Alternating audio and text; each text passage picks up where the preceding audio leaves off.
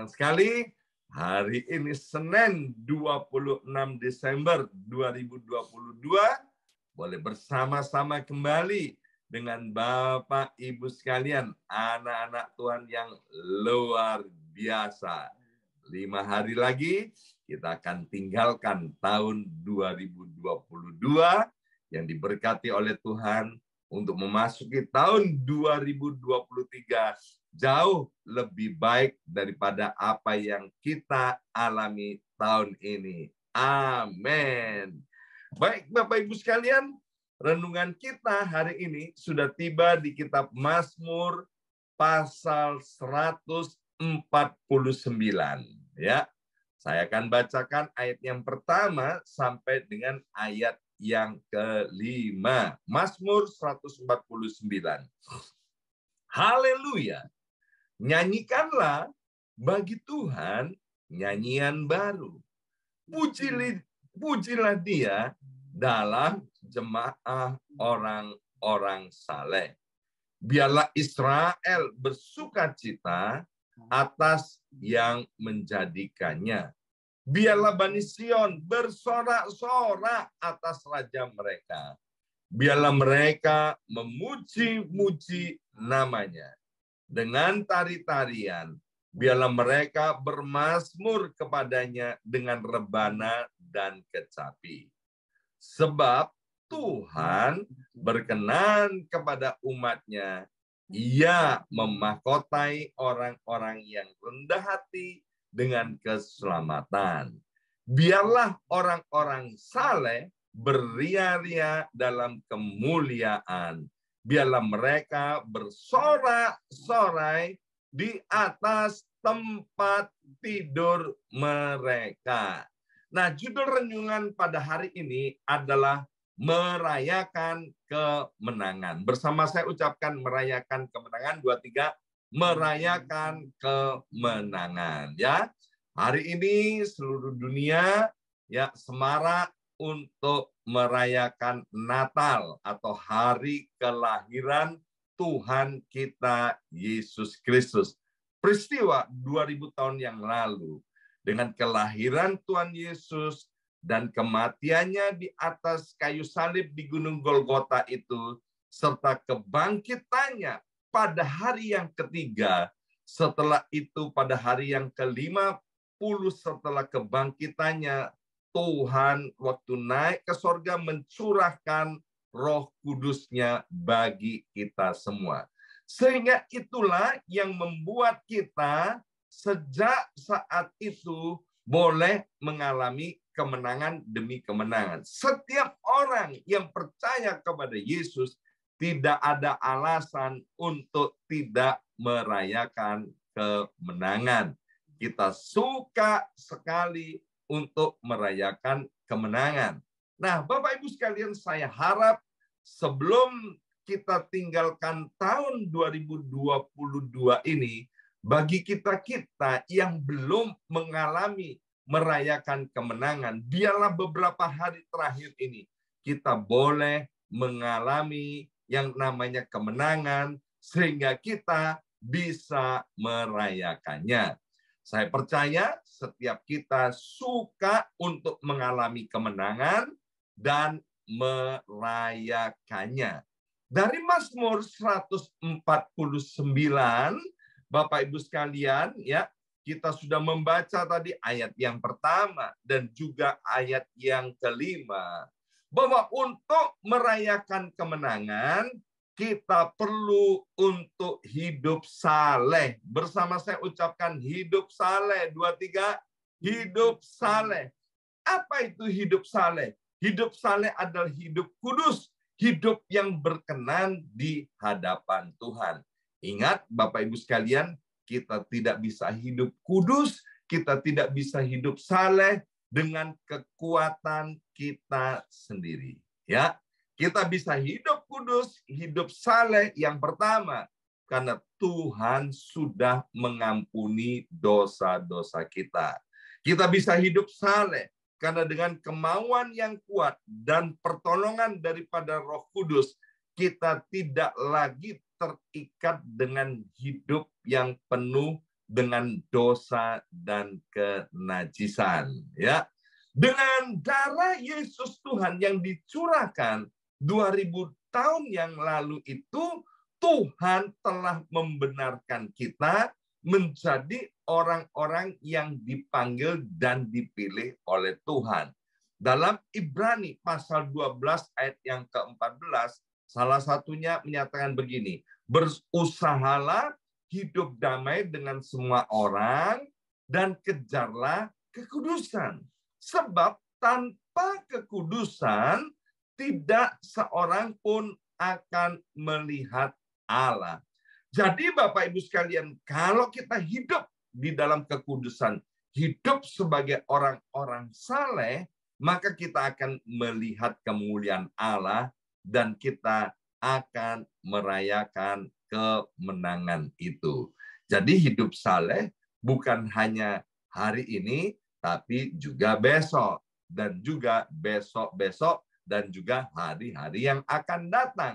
Sehingga apa? Hidup kita merayakan kemenangan demi kemenangan. Bukankah kehendak Tuhan melalui Yesus Kristus dalam Roma pasal 8 ayat 37 bahwa kita ini ditentukan nasibnya menjadi orang-orang yang bukan saja sekedar menang, tapi lebih daripada pemenang. Ya, nah, bukti, salah satu bukti bahwa kita ini hidupnya udah benar, salah satu bukti bahwa hidup kita ini sudah saleh dan kudus, yaitu berdamai dengan semua orang. Ya, Ibrani 12 ayat 14 tadi. Jadi penting sekali Bapak Ibu sekalian, ya, ada orang-orang di sekitar kita tidak senang dengan kita, tidak menyukai kita, bahkan sinis dengan kita. Dia memfitnah, dia menjahati kita. Itu biarlah orang yang melakukan seperti itu, dia diurus oleh Tuhan. Jangan pernah kita membalas kejahatan dengan kejahatan. Ya, kalau ada orang yang berbuat tidak baik dengan kita, kita harus jaga hati kita. Berusaha, dikatakan berusahalah hidup damai dengan semua orang. Kalau orang-orang itu tidak mau hidup damai dengan kita, itu adalah urusan orang itu dengan Tuhan. Yang penting, jangan kita menyimpan kepahitan. Jangan kita menyimpan kesalahan orang lain. Ya, saya ketemu dengan orang-orang yang tidak bisa maksimal hidupnya. Mengapa? Karena dia selalu menyimpan kesalahan orang lain. Mungkin di waktu-waktu yang lalu ada gosip tentang kita, ada hoax tentang kita, ada fitnah tentang kita. Ya sudah, Bapak Ibu sekalian, ampuni, ya, ampuni. Apalagi kalau hoax itu, fitnah itu nggak benar. Jangan disimpan sampai hari ini kemudian cerita kemana-mana bahwa si Anung, ya kan, 1000 tahun yang lalu pernah memfitnah saya, mengatakan saya ini bla bla bla bla bla. Nggak perlu, Bapak Ibu sekalian. Kalau kita melakukan seperti itu, artinya kita belum hidup saleh di hadapan Tuhan. Yohanes 9 ayat 31 berkata bahwa kita tahu bahwa Allah tidak mendengarkan orang-orang berdosa, melainkan orang-orang yang saleh dan yang melakukan kehendaknya. Jadi, kalau kita hidupnya saleh, hidupnya kudus, Bapak Ibu sekalian, maka doa-doa kita tidak akan sia-sia. Ayat ini dengan jelas berkata Tuhan tidak mau mendengarkan doa-doa orang-orang yang masih menyimpan dendam, kepahitan, kenajisan, dan lain sebagainya.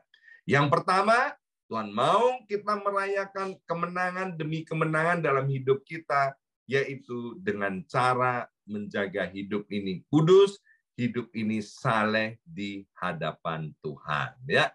Kemudian yang kedua, Bapak Ibu sekalian, kalau perhatikan 5 ayat yang kita baca, Bapak Ibu sekalian, kalau kita mau merayakan kemenangan demi kemenangan, dari hari ke hari. Sekali lagi, Mazmur mau berkata kepada kita bahwa biarlah dari mulut lidah kita yang keluar adalah puji-pujian kepada Tuhan.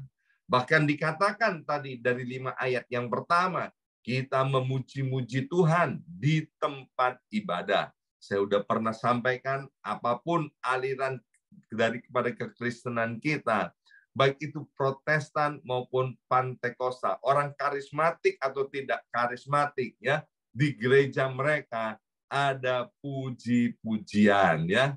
Artinya apa? Ketika kita memuji Tuhan, fokusnya bukan kepada diri sendiri, tapi fokusnya kepada Tuhan, ya. Kita memuji Tuhan di tempat ibadah. Yang kedua, kita memuji Tuhan ketika ada di rumah. Bahkan dikatakan di atas tempat tidur juga kita memuji Tuhan. Amin. Dan biarlah Bapak Ibu sekalian, apa yang sudah ditulis di Mazmur pasal 149 ini kita hidupi. Dan di mana lagi kita memuji Tuhan? Mazmur 149 berkata, ketika kita sedang menghadapi pertempuran, ya. Ingat, pertempuran kita, peperangan kita bukanlah melawan darah dan daging, bukanlah melawan mertua kita, bukan melawan pasangan hidup kita, bukan melawan orang tua kita, bukan melawan anak-anak kita, bukan melawan partner kerja kita, tapi peperangan kita itu sesungguhnya melawan penguasa-penguasa di udara. Maka itu Bapak Ibu sekalian, ketika kita mengalami pertempuran, ketika kita merasa ada di dalam kesesakan, mari Bapak Ibu sekalian berkata, hai jiwaku, hendaklah engkau memuji-muji Tuhan.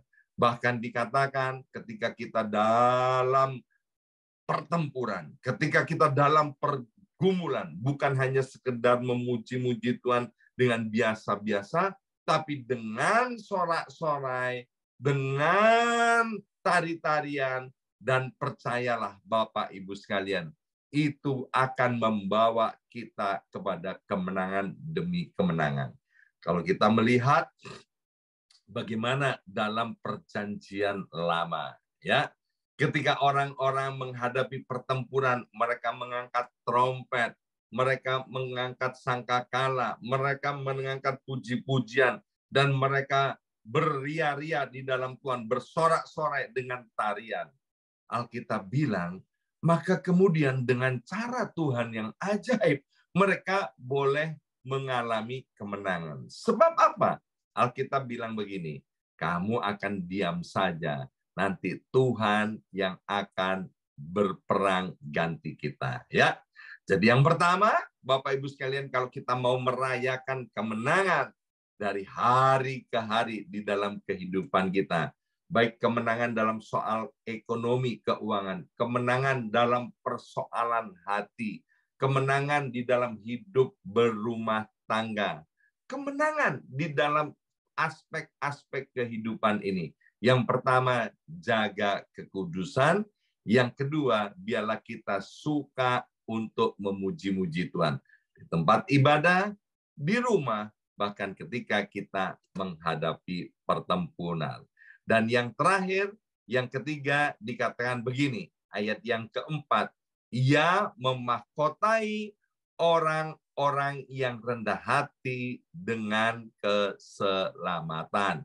Jadi penting juga untuk hidup dengan kerendahan hati. Bersama saya ucapkan kerendahan hati. 2, 3, kerendahan hati. Amsal 22 ayat yang keempat berkata, ganjaran kerendahan hati dan takut akan Tuhan adalah kekayaan, kehormatan, dan kehidupan. Bapak Ibu sekalian, kita harus sadar bahwa tidak ada satupun yang ada pada kita hari ini itu yang tidak kita terima dari Tuhan. Maka itu jangan ada seorang pun yang menyombongkan dirinya sendiri. Aku ini hebat, ya kan? Coba, kalau bukan aku nggak bisa mencapai hal ini. No, no, no, no. Bapak Ibu sekalian ya, orang yang sombong, orang yang congkak pasti direndahkan ya. Beberapa waktu yang lalu ya ada sepak bola Piala Dunia. Wah, itu waktu saya melihat dan mengikuti sepak bola itu Piala Dunia, Bapak Ibu sekalian. Di situ seolah-olah Tuhan berbicara bagaimana tim-tim sepak bola yang jagoan, tetapi mereka penuh dengan kesombongan, ya, penuh dengan kecongkakan, itu direndahkan loh, ya kan? Mereka direndahkan. Dan kemudian ada tim-tim yang mulai sadar bahwa penting untuk tidak berkata sombong, bersikap sombong, berkata angkuh. Maka ketika mereka mengalami kemenangan, mereka